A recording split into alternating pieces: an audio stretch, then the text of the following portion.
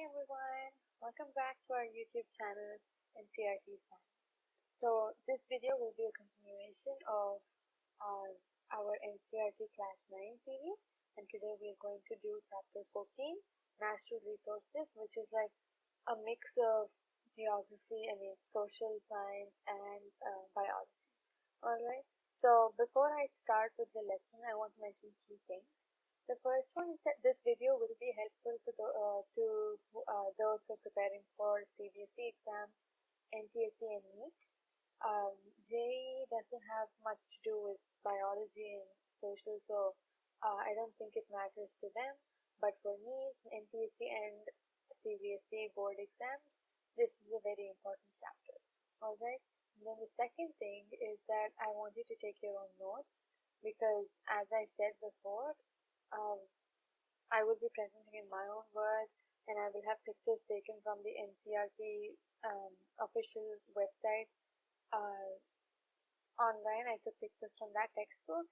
So just because I am presenting in my own words, it doesn't mean you can copy everything in my words, because then you won't be able to remember it. I want you to understand what I'm trying to say, and then write that in your notes in your own words. Alright? So that way you'll be able to remember better in your exam, during your exam. Alright, and the third thing is that I intend these videos to be under 1.5 hours, because I want to help everyone, even those who are preparing for their exam the day before, or like who are looking for a revision video the day before their exam or the night before their exam. So I just want to keep it short and concise. But if you think I'm going fast, if you feel I'm going fast, feel free to set your YouTube speed to 0.75. Alright, so with that said, let's start with the lesson. So as I said, this is a biology chapter. It's included under biology, but it's not purely biology. And this is the 14th chapter, which means we have only one more chapter to go to finish this course, right? I'm very happy that we're almost done with this, because it feels like we accomplished something, right? Alright, so chapter 14, Natural Resources.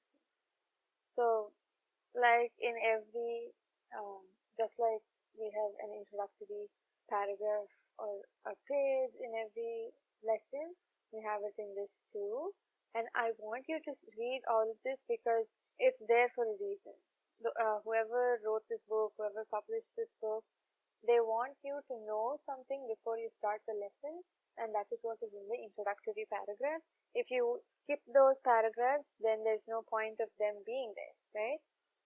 It's just that these are like they're either general knowledge things, or they have already been covered in the previous chapters. So I don't want to spend time on those, because that's going to increase the length of the video. Alright, so let's start with air. Alright, that's what we breathe in, that's what gives us life. So in the first chapter we talked about the composition of air, right, in chemistry.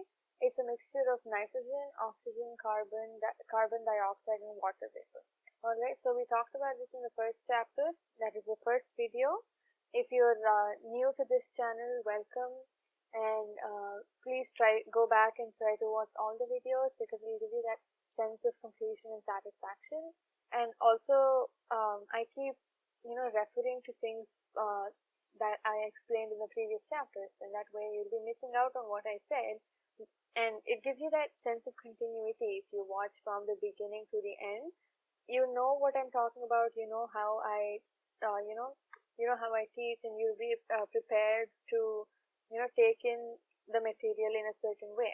Alright, so if you have time, please do go back and watch the previous videos, because that is going to be helpful. I hope that's going to be helpful. Alright, so in planets such as Venus and Mars, where no life is known to exist, the major component of the atmosphere is found to be carbon dioxide. Alright, so in fact, carbon dioxide constitutes about 95 to 97% of the atmosphere on Venus and Mars. Alright, so eukaryotic cells and many prokaryotic cells that we discussed in chapter 5 need oxygen to break down glucose molecules and get energy for their activities. Alright, so this results in the production of carbon dioxide. So respiration, the whole cycle of respiration, you take in oxygen, you convert it into energy. You help, the oxygen helps us convert the food into glucose, and then we release carbon dioxide. So that is how carbon dioxide is released. Alright, so the percentage of carbon dioxide in our atmosphere is a mere fraction of a percent because carbon dioxide is fixed in two ways. The first one is when green plants convert carbon dioxide into glucose in the presence of sunlight. So in animals, it is oxygen converts food into glucose and gives us carbon dioxide. But for plants, it is they take in carbon dioxide and convert it into glucose in the presence of sunlight. Alright, that's the first way. The second way is that many marine animals use carbonates dissolved in seawater to make their shells. Alright, so that's how they make their skeleton. That's how they make their skeleton. Alright, so what's the role of the atmosphere in climate control? We've talked about the atmosphere covering the earth like a blanket, and we know that the air is a bad conductor. Okay, so the the basic definition of atmosphere is the blanket of air that surrounds the earth. Alright, so we know that air is a bad conductor of heat, and that the atmosphere keeps the average temperature of the earth fairly steady during the day and even during the course of the whole year, or else it would be very hot, like very extremely hot in the days and ridiculously cold in the night, right? So there'd be like these extremes of temperature that is not good for life, right? So the atmosphere that is present around the earth helps maintain that steady temperature. There are fluctuations, like it could be 30 degrees Celsius in the morning, but then by evening or by the end of the day it could be 25, but that's not what I'm talking about. Extreme temperatures, like on the moon, the temperature ranges from -190 Celsius to 110 degrees Celsius. So that is how extreme I'm talking about, not the 5 degree or maybe even 10 degree difference that we face. That is not at all extreme. That's just moderate, and that is happening because of the atmosphere. Alright, so we have an activity here that I want you to try. Alright, so let's talk about the movement of air. So moving air is called wind. Alright, so air is somewhat stable. Gases are never stable, but air is somewhat stable. Alright, and it's not moving very quickly. That is called air. When air is moving quickly, it's called wind. Alright, so it could be breeze, it could be gale, it could be a wind, but they're all moving air. Alright, so it could also be a storm, right? So anything as gentle as the breeze to anything as dangerous or as strong as a storm or a cyclone, all those are moving winds. Alright, so all these phenomena are the result of changes that take place in our atmosphere due to the heating of air and the formation of water vapor. Alright, so water vapor is formed due to the heating of water bodies and the activities of living organisms. Alright, so that's how water vapor is formed, because if this is a water body and the sun is directly overhead, so the rays of the sun fall on the water body, and that heat causes the liquid, which is water, to turn into gas, which is water vapor. And what is this phenomenon called? In this situation, it's called evaporation. Alright, so because it's a surface phenomenon, because the whole, if you look at our previous videos, chemistry, I talked about, in the first chapter, I talked about the difference between evaporation and boiling. I said evaporation is a surface phenomenon, whereas boiling is a bulk phenomenon, right? So here it would be, in this case, this process would be evaporation, because the transfer between liquid and gas, the change of liquid into gas, is occurring only at the surface. It's not occurring from beneath. There are bubbles here that are, it's evaporating from here. That's not the case, right? It's evaporating only from the surface, right? So that is how water vapor is formed through evaporation under the effect of the sun's rays, alright? So the atmosphere can be heated from below by the radiation that is reflected back or re-radiated by the land or water bodies. Alright. So on being heated, convection currents are set up in air. In order to gain some understanding, we have to look at this activity for 14.2. Alright. So let's talk about the patterns revealed. So this shows us that this activity shows us in which direction hot air moves and in which direction cold air moves. Alright. So similarly, when air is heated by radiation from the heat of land or water. Alright. So let's talk about the situation. This is water. Let this be land. Let this be land. Let this be water. Alright. And this is the sun. Alright. Now let the sun be here. Alright. So here you have the atmosphere. Alright. So if that's the atmosphere, the sun's rays are going to fall like that onto the earth, right? So most of the radiation is absorbed by the atmosphere and it is sent back, alright? So it's absorbed by the atmosphere and then it's sent back. It's absorbed by the atmosphere and then it's sent back. So that's how most of the radiation passes through the atmosphere. Doesn't pass through the atmosphere, alright? So some of it passes through the atmosphere, and what passes through the atmosphere is either re-radiated by the water bodies or by the land. So that's how the earth prevents being overheated. The earth or the water bodies or the land absorbs a little heat and it re-radiates or it returns the rest of the heat back. Alright. So it absorbs a little and then it sends back the rest. Alright. So if we look at the situation of coastal regions during the day, the air above the land gets heated faster and starts rising.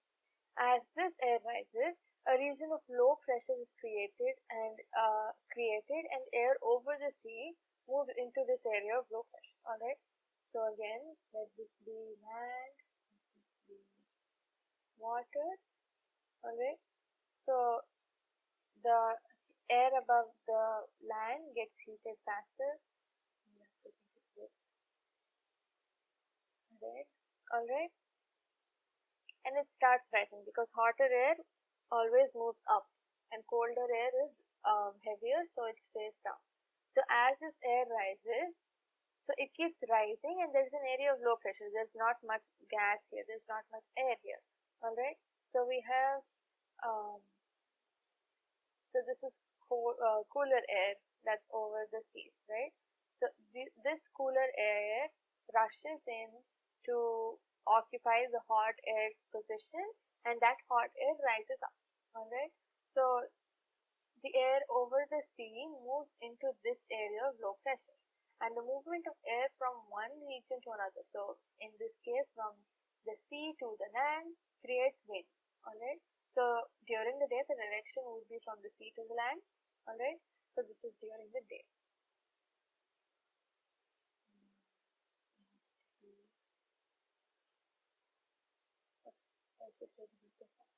Alright. So this is during the day. During the night, this happens to be the moon.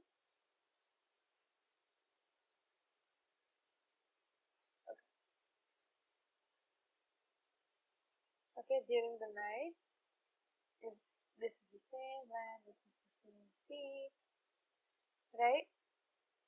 during at night, the land and the sea start cooling down, but the land cools faster. I mean, the water cools faster than the land. So the air above the water is warmer than the air above the land. Alright. So if this is the land and this is the water, they start cooling down, but the air on the land starts cooling faster. So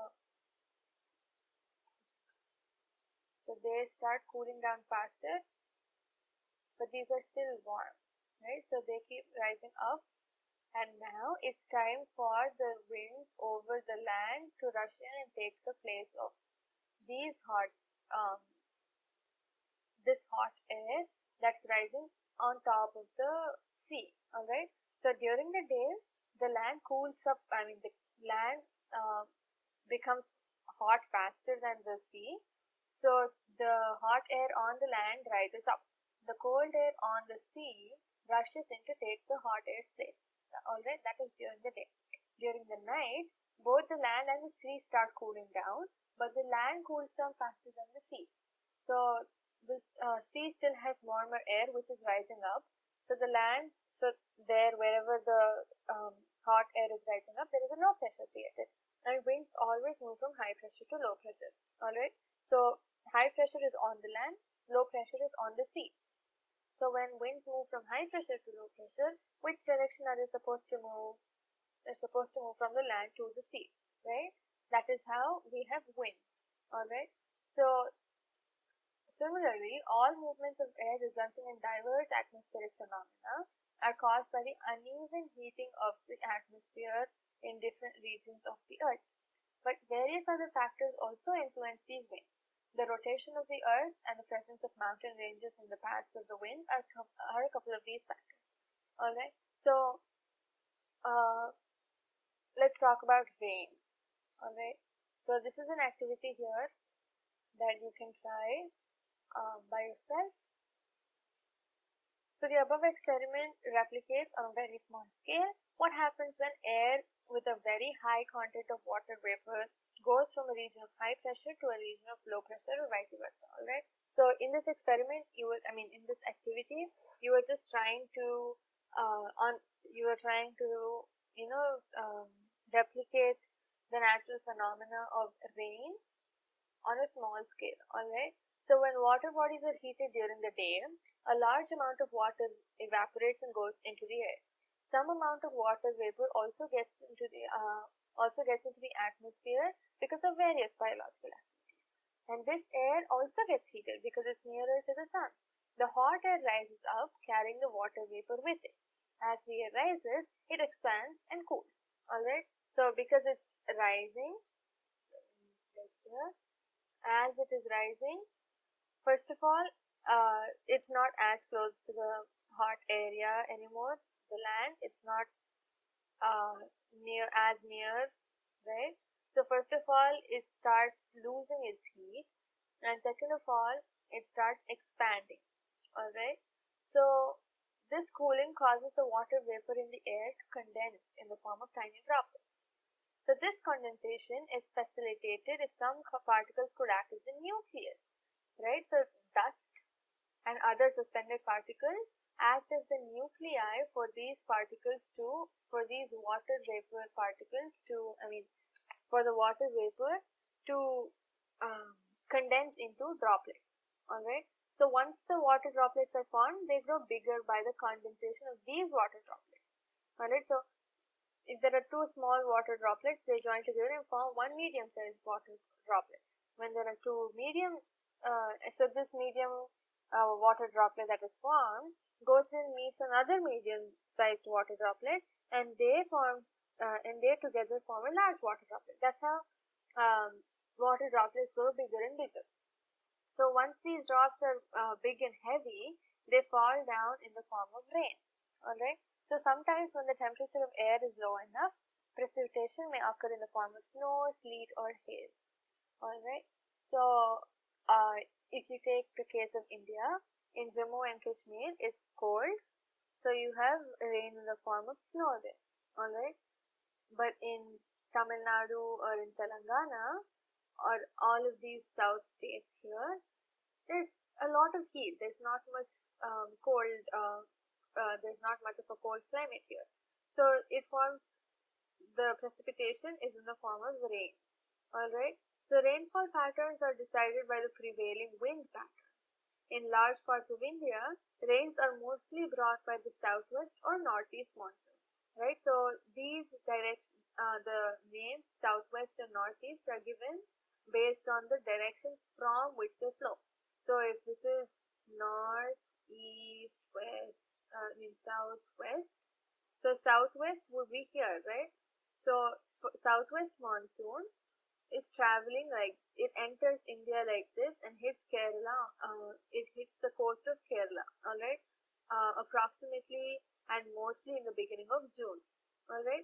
Similarly, this is the southwest monsoon. Northeast monsoon enters like that. It doesn't enter, but southwest monsoon travels along India, and then there are the Himalayas here. So they turn around. The southwest monsoon winds turn around and they start blowing from the northeast direction, and they are called the northeast monsoon. Alright. So we also have heard of depressions in the Bay of Bengal that cause rain in some areas. Alright. And now let's talk about air pollution. So we keep hearing about the increasing levels of air pollution because of nitrogen oxides and sulfur oxides, right? So Delhi, we know Delhi is very populated. Most metropolitan cities are very populated. Mumbai, Hyderabad, Delhi, so such areas in which there is a lot of industrial activity, there is a lot of human activity.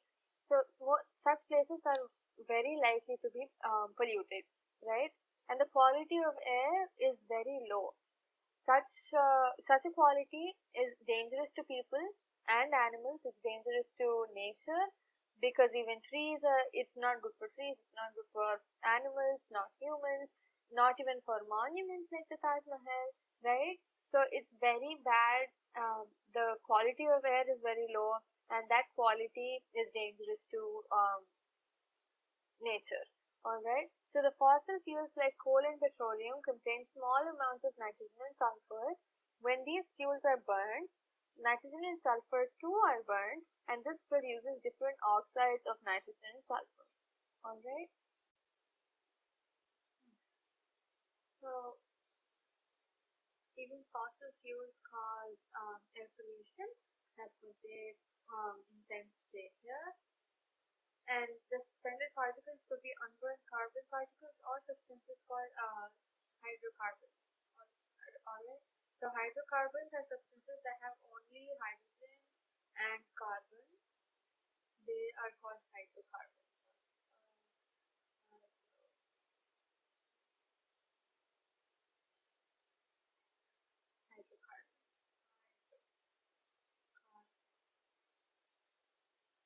Alright. So the presence of high levels of all these pollutants can cause visibility to be lowered, especially in cold weather when water also condenses out of the air, and that is also dangerous because it causes many road accidents, right? Because if you don't have much visibility, then accidents are more likely to happen, and especially in cold weather, water is also condensing into water is also condensing out of the air because it's cold. So in addition to the pollutants, you're also having condensation of air into water, and both of them together decrease visibility a lot, and that's how it's dangerous, and that's how it's more likely to cause road accidents and all of that. Alright, so even breathing in that polluted air causes lung diseases, asthma, and all of that, right? It causes allergies, causes cancer and heart diseases, right? So air pollution is very harmful, right? And what can we say about the levels of polluting substances near roads or away from roads on the basis of the findings that you have in this activity? Alright, and we have 5 questions here that I want you to try. Let's start talking about water.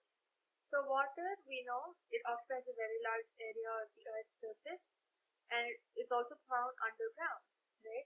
So in addition to being a major dominant element on the surface of the water, the surface of the earth, it's also present underground. So some amount of water exists in the form of water vapor in the atmosphere. And most of the water on the earth's surface is found in seas and oceans and is saline. Saline means it has salt. It has some salt content in it. Some salt content. That's what makes water saline. Alright, so fresh water is found frozen in the ice caps at the two poles, the North Pole and the South Pole, and on snow-covered mountains. Alright, so the underground water and the fresh water in rivers, lakes, and ponds is also fresh. Alright, so it's just water present in seas and oceans that have salt in them. Alright, so however, the availability of fresh water varies from place to place. Practically every summer, most places have to face a shortage of water. It's very common in India, right? We have water shortage a lot.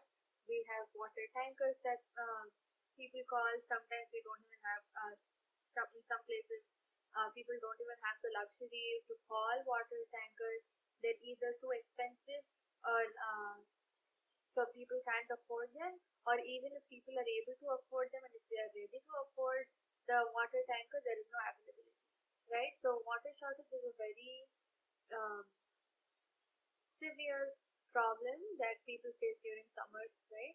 So people are forced to spend considerable amounts of time in fetching water from faraway sources in rural areas, alright, because they don't have any pipes or any water systems that will bring water into the taps in their houses from a water tanker that's outside of the water tank that's outside the city or something like that.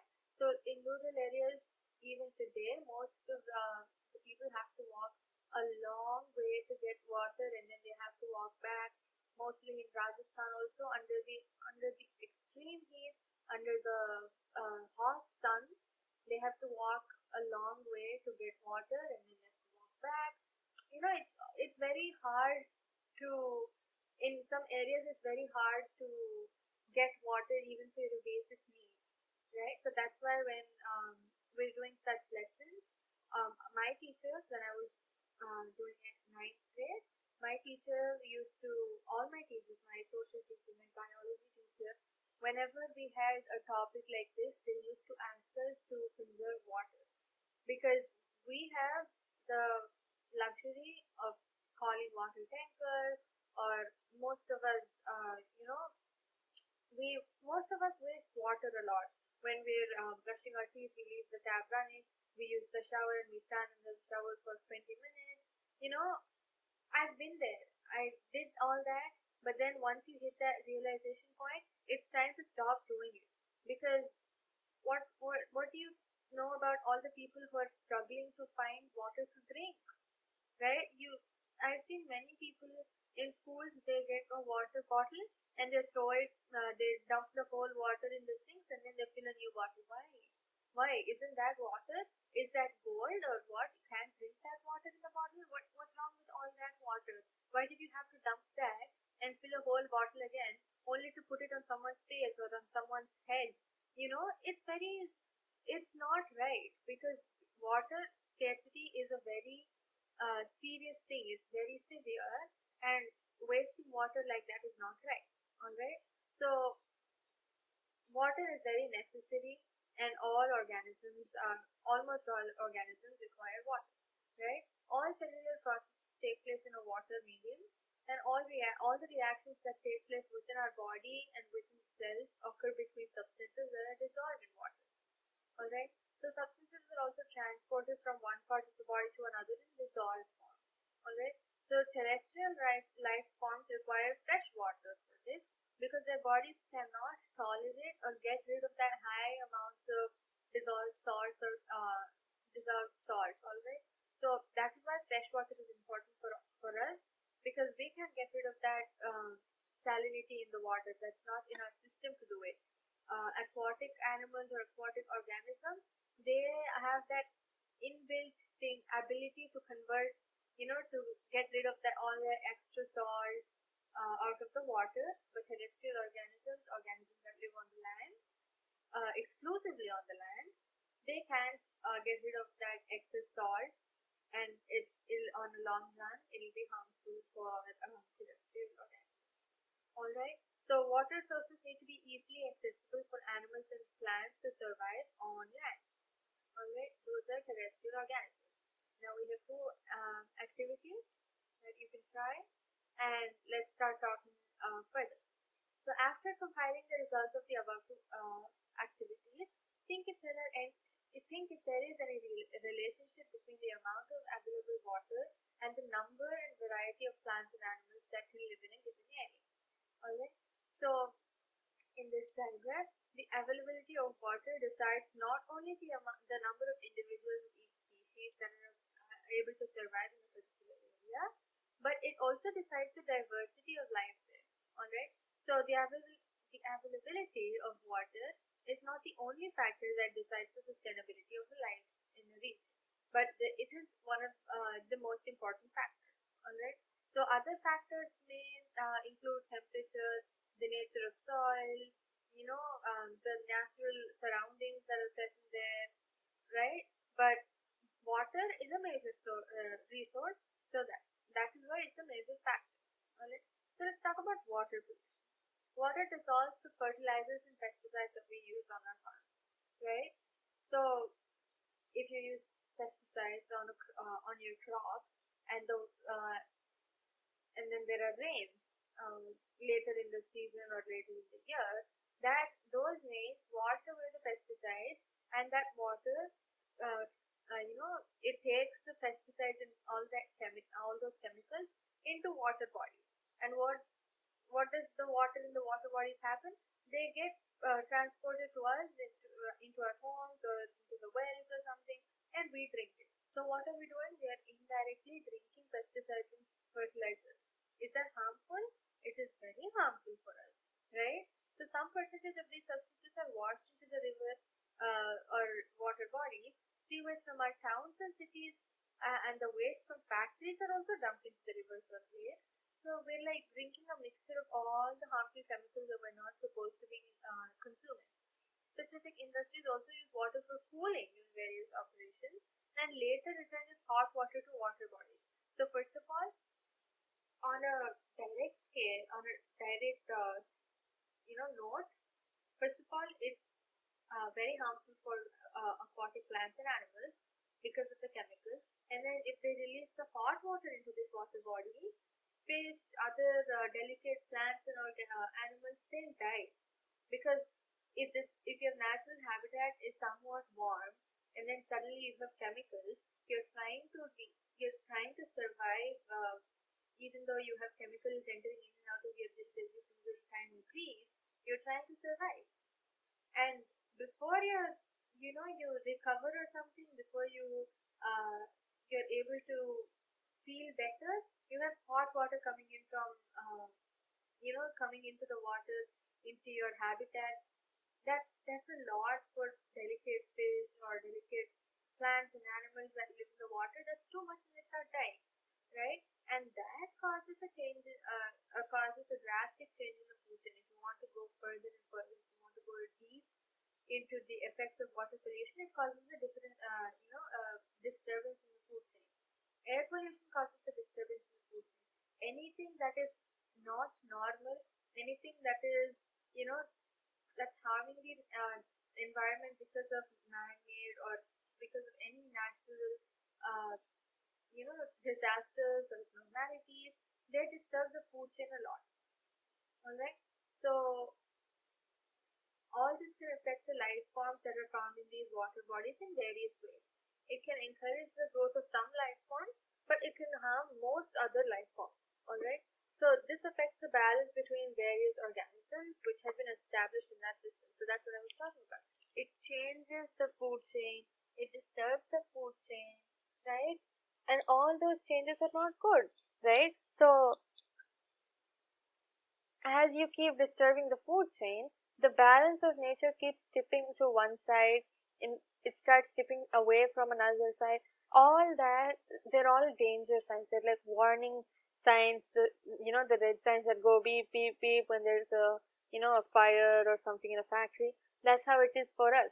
But sadly, not a lot of people are responding. There are people who are responding. The response has grown. Government reforms, other non-government organizations, they're all good. They're all trying to bring people in, but there's still too many people destroying the environment. All right. So I request you to think of nature and think of these adverse effects on nature, right? And try to act. Try to even one person can change, right? It'll change by a very small amount, but it will change. And then if you spread the word to your friends or whoever, your family, then they will make a difference and they will spread it. That's how word needs to spread. That's how we can save nature. All right. So we use the term water pollution to cover the following effects. The addition of undesirable substances into water bodies, that could be our sewage or drainage. It could be fertilizers and pesticides. It could be factory refuse, right? All of those in rural areas, they wash animals, they bathe animals in there. So all that waste, all that dirt, all that, everything goes into the water. And in rural areas, they don't even have purification systems. People just come in, put their hands in the water, and drink water. That is very unhealthy, right? So such places are the breeding grounds for bacteria that cause cholera and other water contaminated diseases. All right. So the removal of desirable substances from water bodies. So it's either the addition of undesirable substances or the removal of desirable substances. Alright, so oxygen used by plants and animals, that is removed, right? That is because of the pollution. Other nutrients are removed because of the depletion of water bodies, right? And it's also called water pollution when there is a change in temperature, right? This is mostly when factories send in their hot water that cooled their machines or some other machinery. That is when the change in temperature is caused. Eggs and larvae, they're also very delicate. They're more delicate than fish or other fully grown organisms. They've not even grown so much yet, and they start dying already, right? So let's talk about the mineral riches in the soil. Soil is an important resource that decides the diversity of life in an area. But what is the soil and how is it formed? The outermost layer of our earth is called the crust, and the minerals found in this layer supply a variety of nutrients to life forms. But these minerals will not be available to the organisms if the minerals are bound up in huge rocks. Over long periods of time, thousands and millions of years, the rocks at or near the surface of the earth are broken down by various physical, chemical, and some biological processes. Alright, so what are the factors or processes that make up soil? So the first one, the most important, is the sun. So what's the effect of the sun? So imagine a few rocks. I want it to be like that. Alright, so that turns out to be more like a flower. Alright, so these are a few rocks. Alright, so the sun's here, the rays fall on the rocks, right? So during the day, they start expanding because of the heat. Alright, and then once the sun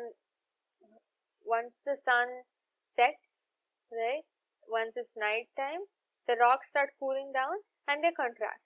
The next day again, the sun comes back and they start expanding. So that continuous expansion and contraction causes cracks in rocks, alright? So huge rocks start breaking down into smaller rocks, and these smaller rocks break down into stones, right? Stones are even smaller rocks, right? They start breaking down into stones, and the stones start breaking down, and it keeps going on and on until they form fine grains of sand or soil. Alright, so that's how the sun has an effect on the formation of soil. Water. So just as how sun continuous expansion and contraction causes the rocks to break, the continuous and prolonged exposure to water, to that force with which water moves, right? Water moves with a force. And if you expose the rocks to that force for a long time, the water starts to the rock starts chipping, a small part of it breaks away with the force of the water, and the water carries that small stone or a small part of a rock. They're usually flat and they're very small. That's because that's purely on the force of the water, right? So it can't break it into smaller rocks like the sun, but it does take in smaller um, particles of the um, rock, and then it starts breaking down those particles, and then that forms soil. All right. So um, that is one way. The second way is when the sun, when the rocks expand and contract because of the effect of the sun. When they expand, when they expand and so I told you that when they expand and contract, they form cracks, right?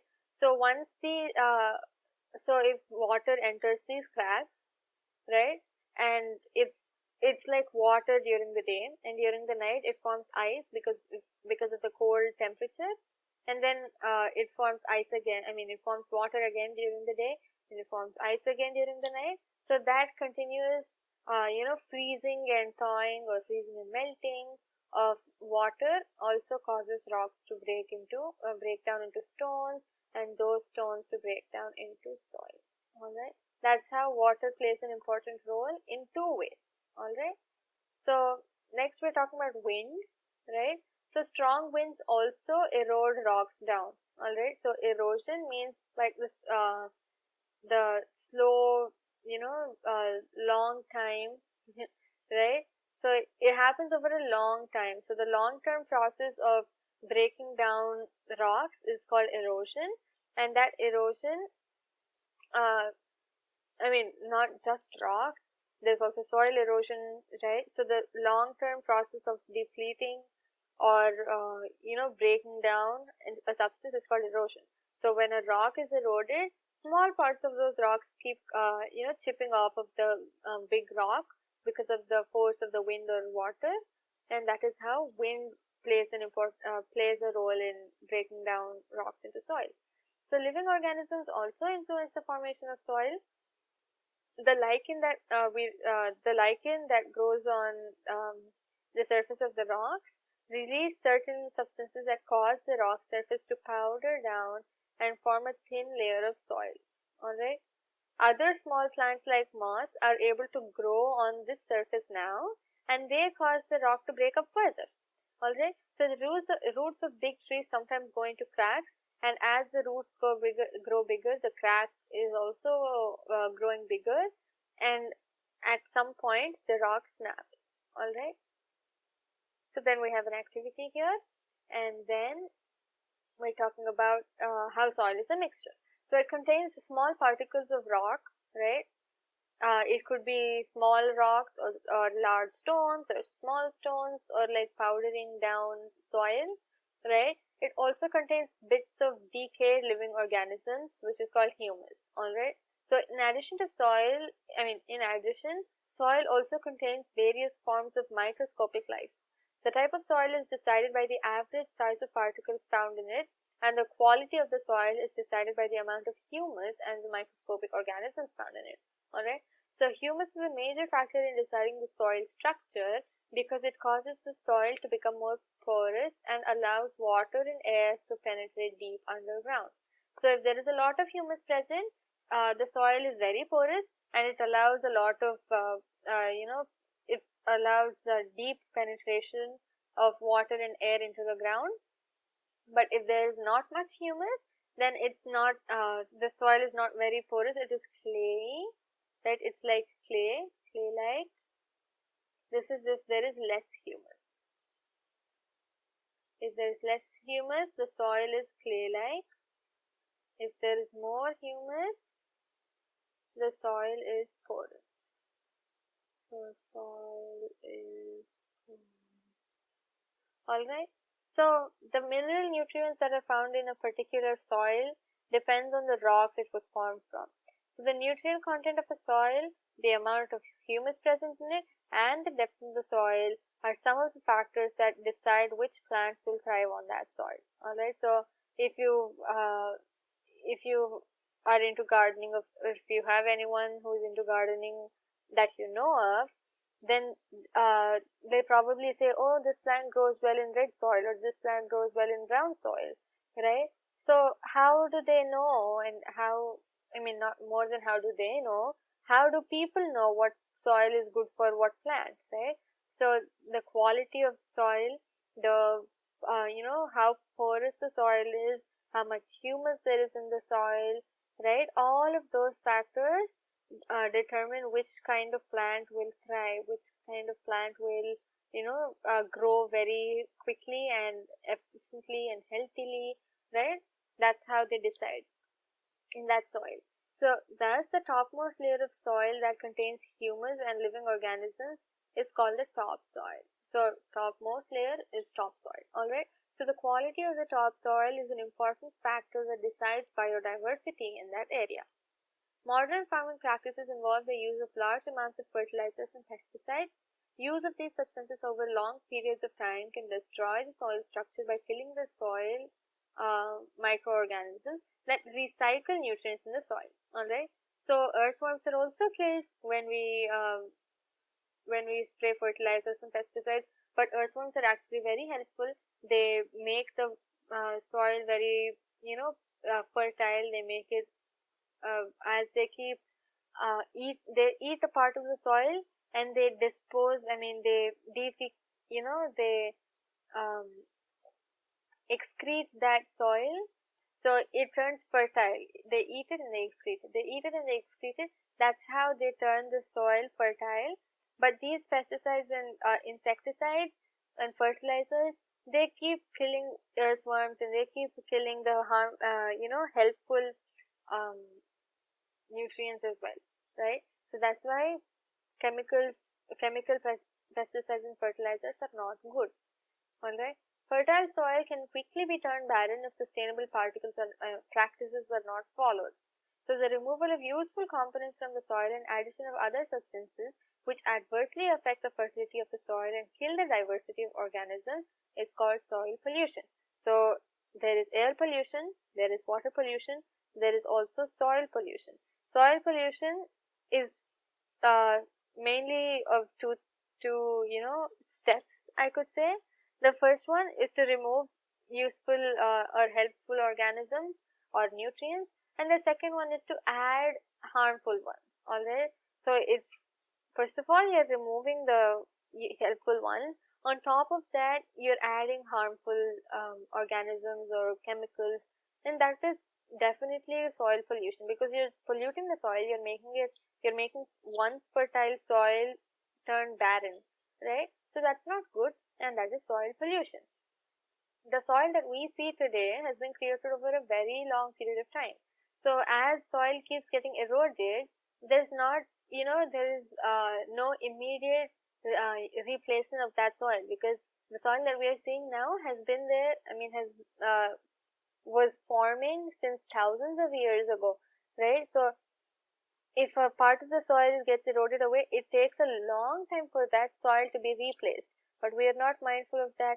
We keep eroding the soil by deforestation, by building factories and all of that, right?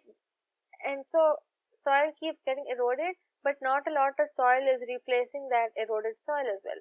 That is how soil pollution is occurring, and that is how soil erosion is occurring. Alright, so to prevent soil erosion, we must plant trees, because those roots will hold it together, will hold the soil together. Alright, so we have lost a valuable resource, because very little will grow on the rock, right? So rock turns into soil, but that doesn't mean plants will grow on rocks, right? Plants will grow in the soil only. We just have to give time for the rock to turn into soil, right? And then we can grow plants in the soil. Alright, so we have another activity here, and we have a few questions. We have 3 questions, but before that, the roots of plants have an important role in preventing soil erosion. That's what I just said, right? So the large-scale deforestation that's happening all over the world not only destroys biodiversity, it also leads to soil erosion.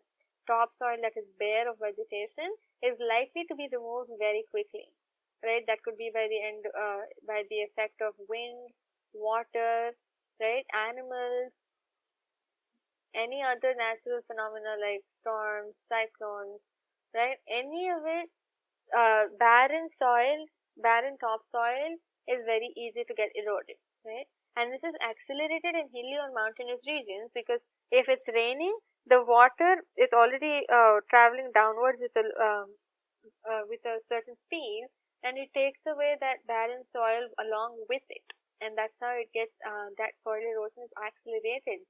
It's increased in hilly regions. All right. So vegetative cover on the ground has a role to play in the percolation of water into deeper layers too. All right. So let's talk about biogeochemical cycles. There are 4 cycles that we'll be talking about: the water cycle, carbon cycle, nitrogen cycle, and oxygen cycle. All right.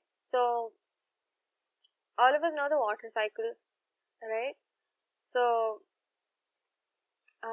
when we start, water evaporates and falls on the land as rain, right? So water from the seas evaporates because of the sun. It gets condenses into clouds and it falls on the land and in the seas as rain. All right. So it flows back into the sea via rivers. All right. And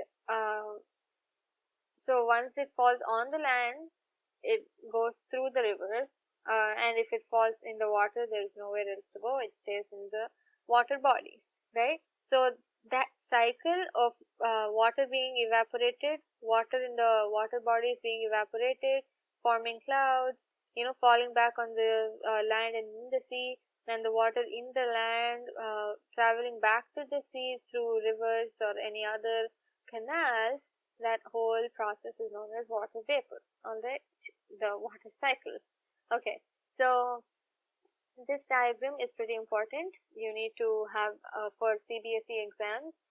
You need to have this diagram.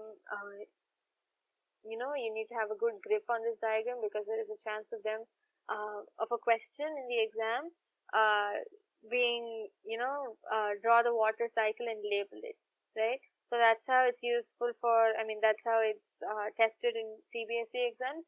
For NTSE, they'll give you they might give you a diagram of the water cycle, and they'll label this A, they'll label this B, they'll label this C, D. They label all or some of the parts with letters, and then they say what is the correct order of the water cycle, right? Then you're supposed to say D, C, B, A, something like that. All right. So that's how it's tested for NTSE, and NEET they might not test it. All right. So let's talk about the nitrogen cycle. So nitrogen gas makes up 78% of our atmosphere. Nitrogen is also a part of many molecules that are essential to life, like proteins. So it's present in DNA, RNA, some vitamins, right? It's very common. Nitrogen is found in other biologically important compounds such as alkaloids and urea too. Nitrogen is thus an essential nutrient for all life forms, and life would be simple if all these life forms could use the atmospheric nitrogen directly, right? But that's not what happens. They need to fix the nitrogen, right? You can't just inhale the nitrogen in the air and expect nitrogen to, start doing whatever it's supposed to be doing. That's not how it's done. Nitrogen has to be fixed, and that is done by certain nitrogen fixing plants. All right, and once animals eat such plants, animals also acquire nitrogen. All right, so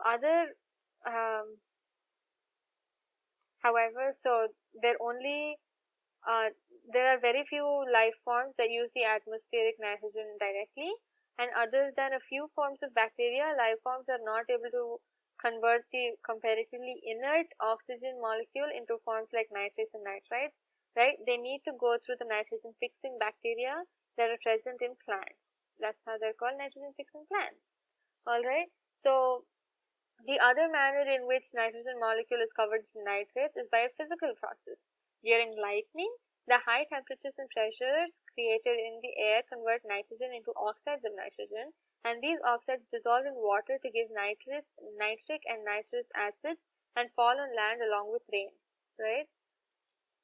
And then what happens to the nitrogen once it's converted into forms that can be taken up and used to make nitrogen containing molecules? So plants generally take up nitrates and nitrites and convert them into amino acids, which are used to make proteins. Alright. So some other biochemical pathways are used to make the other complex compounds containing nitrogen.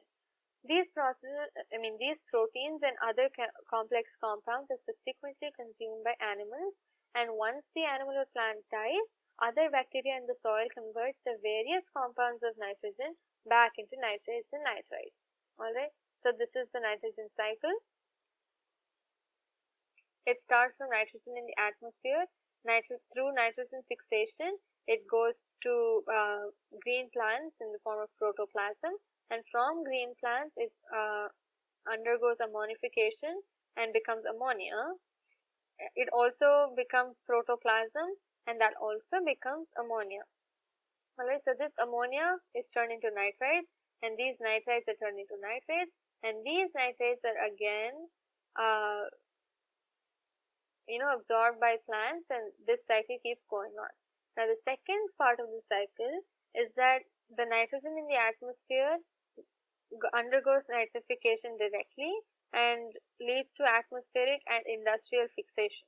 Alright, and then that industrially or atmospherically fixed nitrogen undergoes nitrification and forms nitrates directly. It doesn't go through the nitrite stage, and then it undergoes denitrification and becomes nitrogen in the atmosphere again.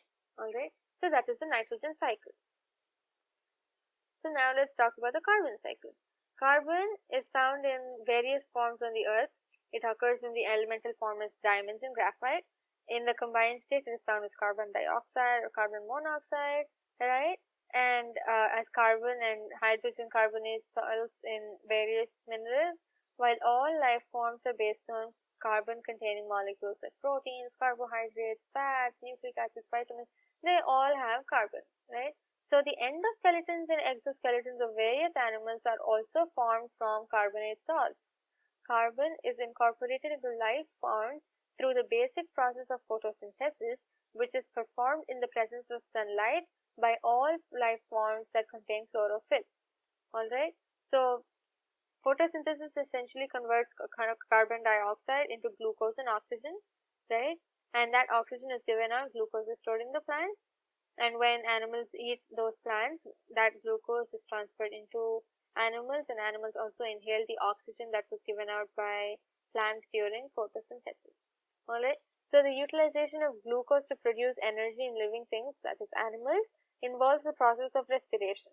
So in respiration, we take in the oxygen that was given out by plants, and we use that oxygen to break down glucose to give us energy, and then we release, that is, we exhale carbon dioxide.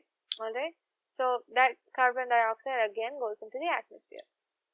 So this is the carbon cycle. So carbon in the atmosphere, there are two ways.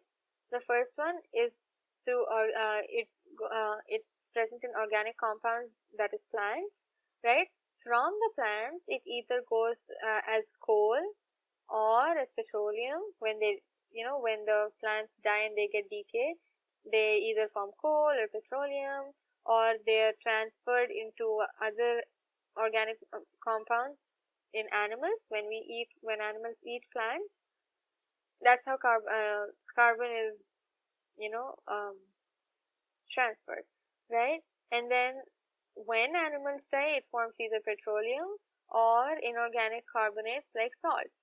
Alright, and from animals, it goes back to carbon dioxide in the atmosphere, that is released through respiration and combustion. Alright, so that is the first one. and even plants give out carbon dioxide when they respire. Alright, so that is one way. The second way is the carbon dioxide in the atmosphere is turned into carbonates in water, and those carbonates form limestone. Alright, and that is where it stops. It doesn't go back into carbon dioxide that's present in the atmosphere. Alright, so what's the greenhouse effect?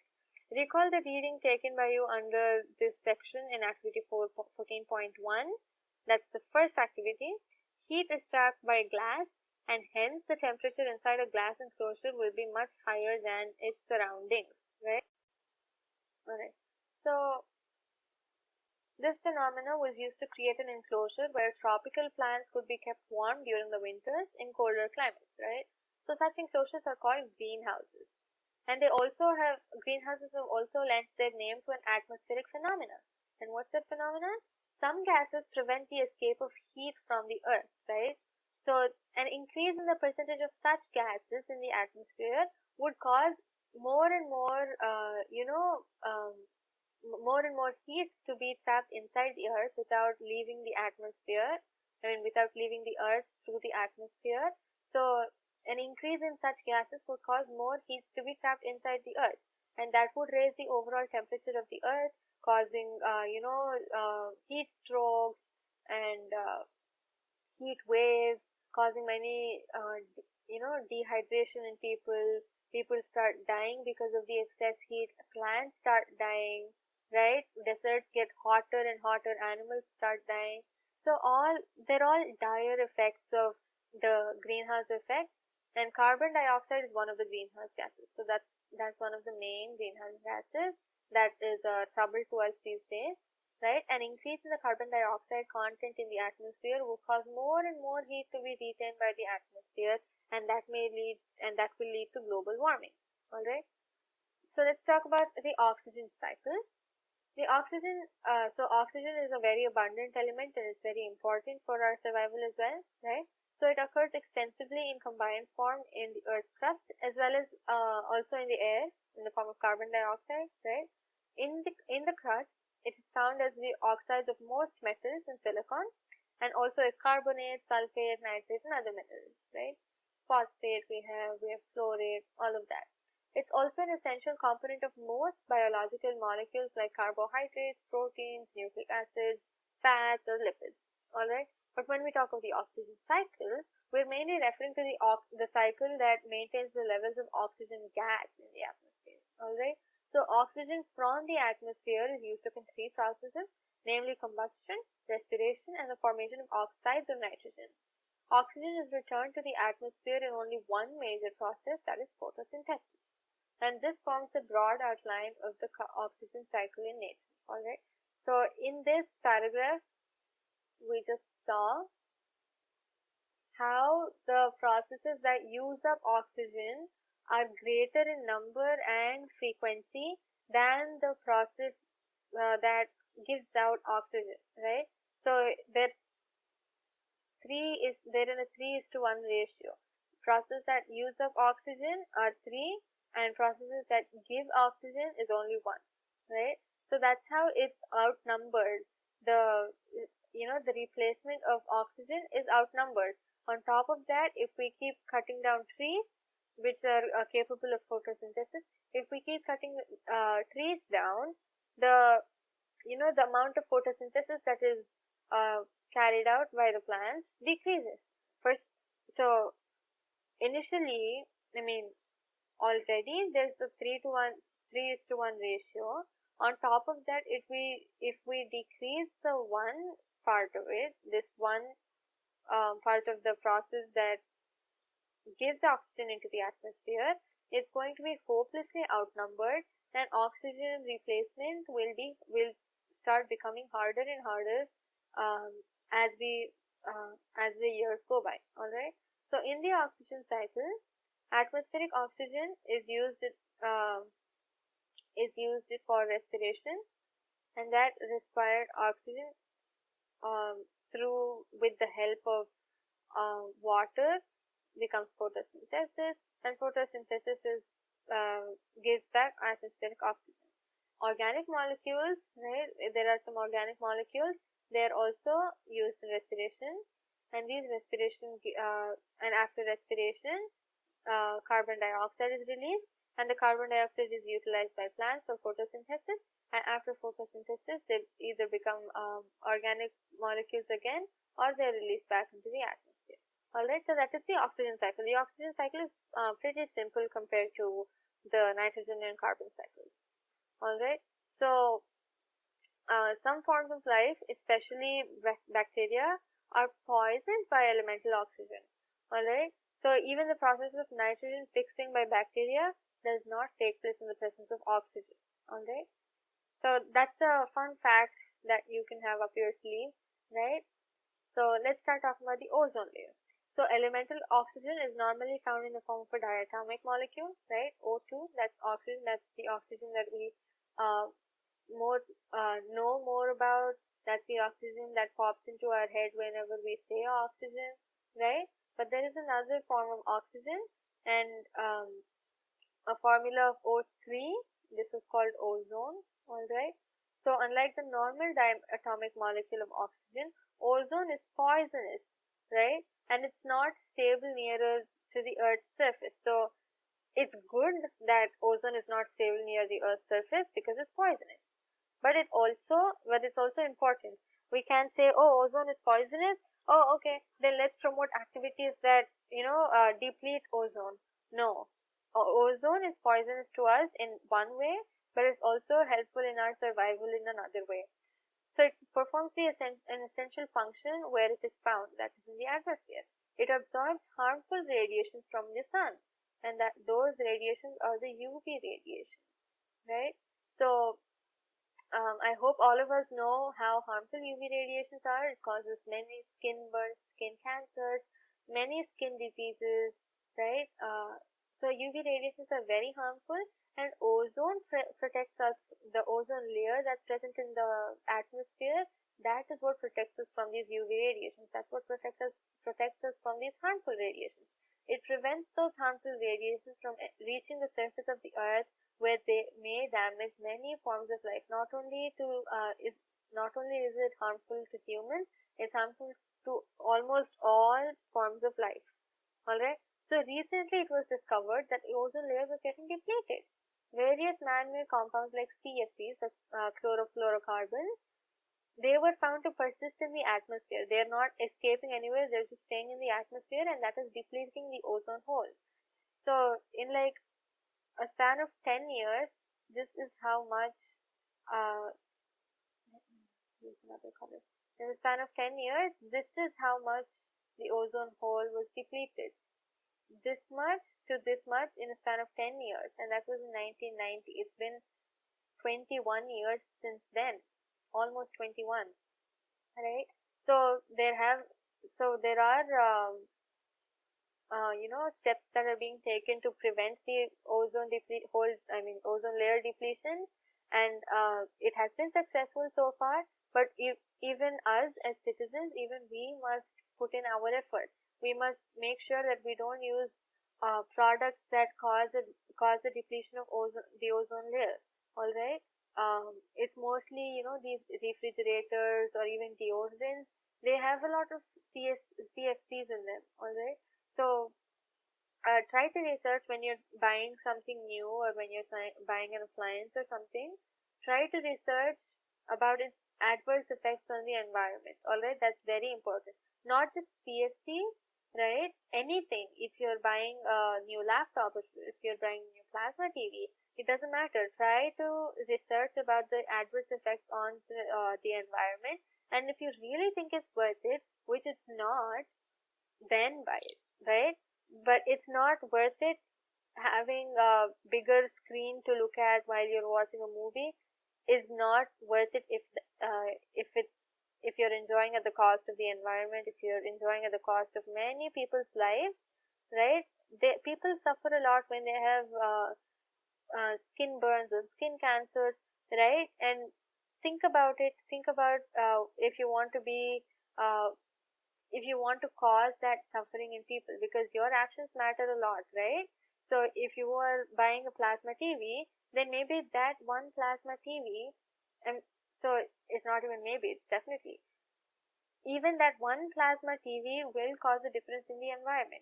Even that one plasma TV, if you don't buy that one plasma TV, and if you tell your friends or your family not to do it as well, then that will also decrease the number. Like I said before, spread the word, save the environment, right?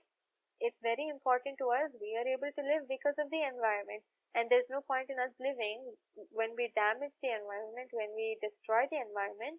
There's no point and there's no chance as well, right? There is no chance for us to live if we destroy the whole, if we destroy nature completely, if we destroy the whole environment, we cannot live. All right. So try to think of ways to conserve the environment. Plant trees, avoid wasting water, polluting the air, water, or soil, right? There are many ways to do it. Talk to people in your school. Try to talk to your coordinators or teachers and set up an awareness program in your school or in your colony to talk about the ways to conserve the environment. Right. I hope this video helped you understand the adverse effects of man-made, discoveries and inventions on the environment. I hope my request to you to conserve the environment reaches you. I hope you act upon it, right? Because it's very important for us to save our environment. We are using it, we should make sure we are taking care of it. If you have a new laptop, if you bought a new laptop, imagine the situation. If you bought a new laptop and you are able to attend school, these days it's online, if you're able to attend school because of that laptop, will you let anyone destroy that laptop? No, you won't. You will guard it. Then how come we're destroying the same nature that is giving us everything, that is the very reason for our existence? How come we are able to destroy that same nature without a second thought, right? So think about that. Try to conserve the environment as much as you can. Try to spread the word, right? Make sure people do it. Make sure people conserve the environment with you. All right. And with that, we finished the lesson. We have our what you have learned points. The points are very short. There's not much matter, but it's just a lesson. It in itself is a little lengthy. There are points that you have to know. There are many points, but most of them are like general knowledge, about pollution, about other, the biogeochemical cycles, all of that. We know most of them. There are just a few more new concepts that have been introduced. All right, and then we have the exercises. I recommend you try the exercises once you are confident about the chapter. All right, and now it's time for our points to recap. All right, so let's see what we did in today's video. So we started by talking about air in the atmosphere, right? We talked about how air is a mixture of gases. We talked about the movement of air and how moving air is called wind. We talked about rain. We talked about the different types of rain. We talked about snow, hail, sleet, right? We talked about southwest monsoon and northeast monsoon. Briefly, I told you the difference between those two. We talked about air pollution, talked about water pollution. We talked about the minerals in the soil, biogeochemical cycles, the ozone layer, and I just went over I just scrolled through the exercise page, and I also talked about preventing nature destruction, right? I talked about preventing nature destruction and ways to conserve the environment, right?